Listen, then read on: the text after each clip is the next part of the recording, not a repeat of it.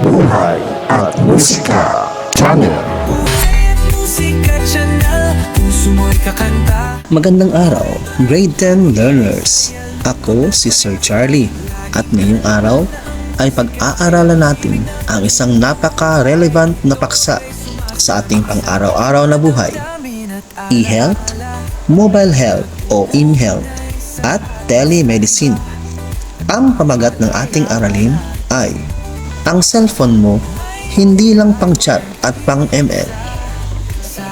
Dahil sa totoo lang, ang smartphone na hawak ninyo ngayon ay maaaring maging mahalagang kasangkapan para mapangalagaan ang inyong kalusugan.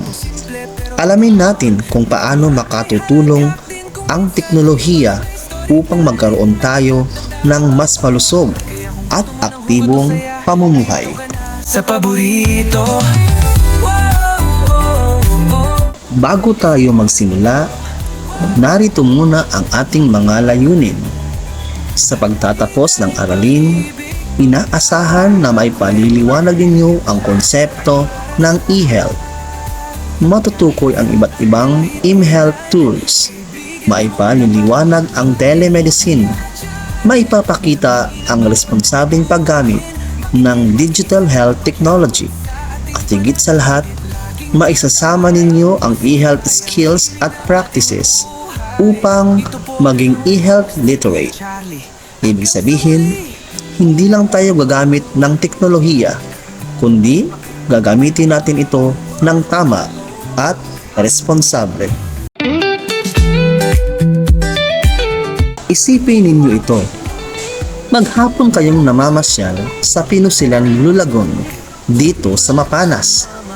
Mainit ang panahon, naglalakad kayo, naliligo, at nag-e-enjoy kasama ang pamilya at barkada. Biglang may isang kasama na nahilo at nanghina. Ngayon, itanong natin sa ating sarili, makakatulong kaya ang cellphone mo sa ganitong sitwasyon? Karamihan sa atin ay may smartphone. Ngunit alam ba natin kung paano ito magagamit para sa ating kalusugan? Ito ang ating aalamin sa araling ito.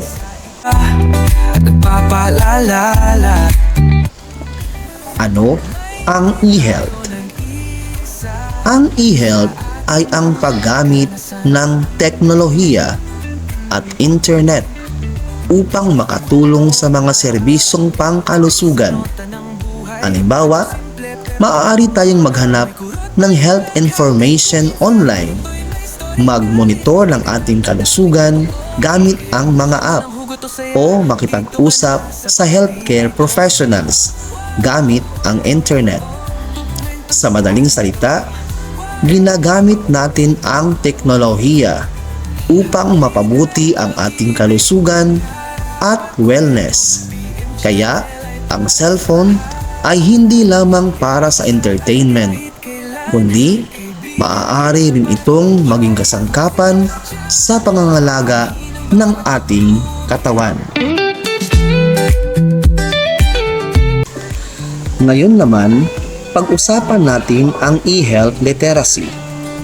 Ang isang e-health literate na tao ay marunong maghanap ng health information, umintindi ng impormasyon, suriin kung ito ay mapagkakatiwalaan at gamitin ito sa tamang pagpapasya tungkol sa kalusugan.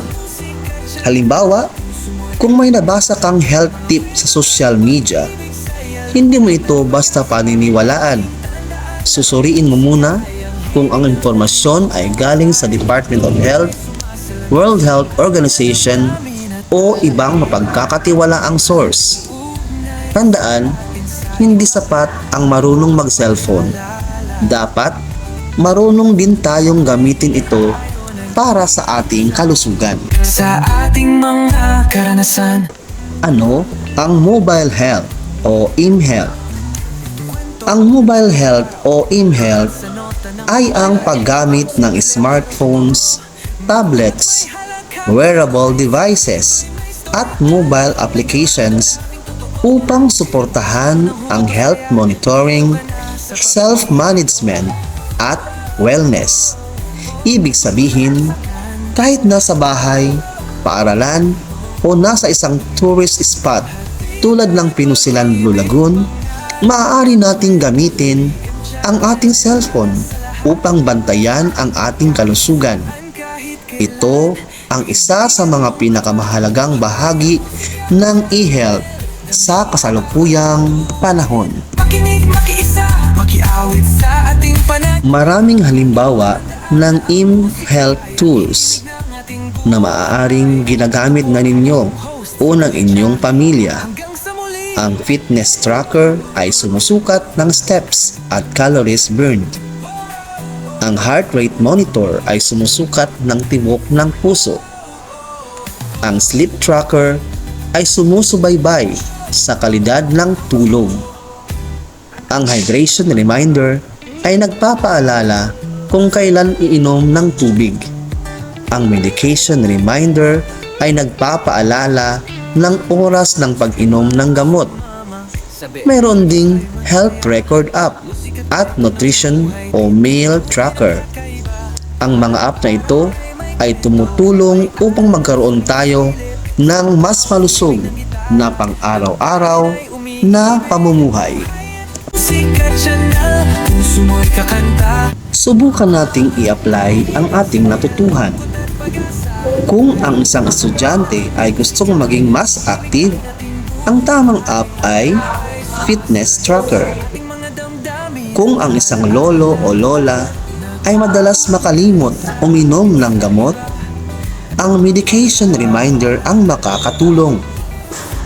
Kung nais nating maiwasan ang dehydration habang nasa pinusilan, ang hydration reminder ang dapat gamitin. At kung gusto nating bantayan ang tibok ng puso habang nag-iihersisyo, ang heart rate monitor ang pinakamainam. Makikita natin na ang bawat e-health tool ay may partikular na gamit upang suportahan ang ating kalusugan. Tukwento sa kanto. Ngayon naman ay pag-usapan natin ang telemedicine.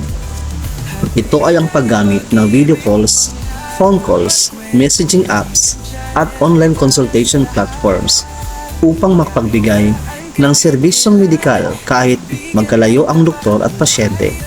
Halimbawa, kung ang isang tao sa Mapanas ay may smartphone at internet, ngunit malayo ang ospital, maaari pa rin siyang kumonsulta sa doktor online. Ito ay malaking tulong lalo na sa mga rural at remote areas. Maraming benepisyo ang telemedicine.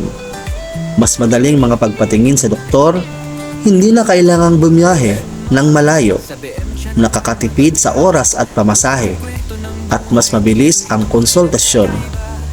Ngunit, mayroon din itong limitasyon. Kailangan ng internet connection, hindi magagawa ang kompletong physical examination, at may mga sitwasyon tulad ng emergency na kailangan pa ring dalhin ang pasyente sa ospital. Kaya, mahalagang malaman kung kailan angkop gamitin ang telemedicine at kailan kinakailangan ang personal na pagpapagamot. Alaala, nag-uug. Balikan natin ang sitwasyon sa Pinusilan Blue Lagoon. May isang miyembro ng pamilya na nahilo at nanghina. Ano ang maaari nating gawin gamit ang digital health technology? Una, gamitin ang hydration reminder upang paalalahanan ang pag-inom ng tubig. Pangalawa, sukatin ang pulso gamit ang heart rate monitor. Pangatlo, kung kinakailangan, kumonsulta sa doktor gamit ang telemedicine app. At higit sa lahat, sundin ang payo ng healthcare professional.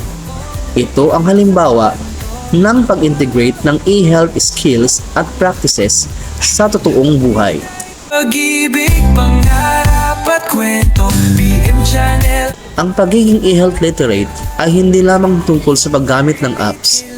Kasama rito ang responsibilidad, maingat na pagpapasya, paggalang sa privacy, katapatan, at pagmamalasakit sa kapwa.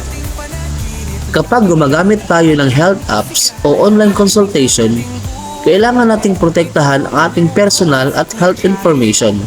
Ito ang layunin ng Data Privacy Act of 2012 na nagpoprotekta sa mga personal na data ng bawat mamamayan.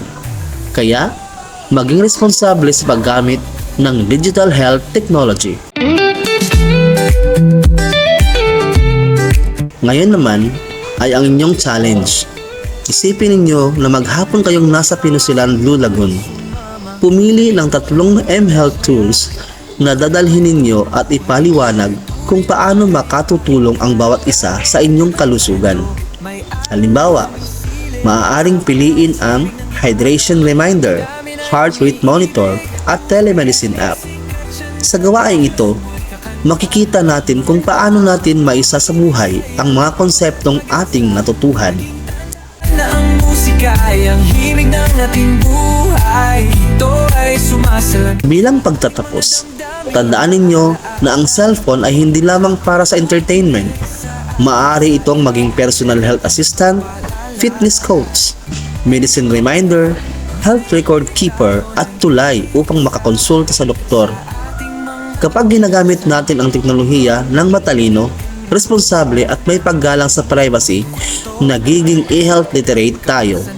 Sana ay dalhin ninyo ang araling ito hindi lamang sa loob ng classroom, kundi pati na rin sa inyong tahanan at komunidad.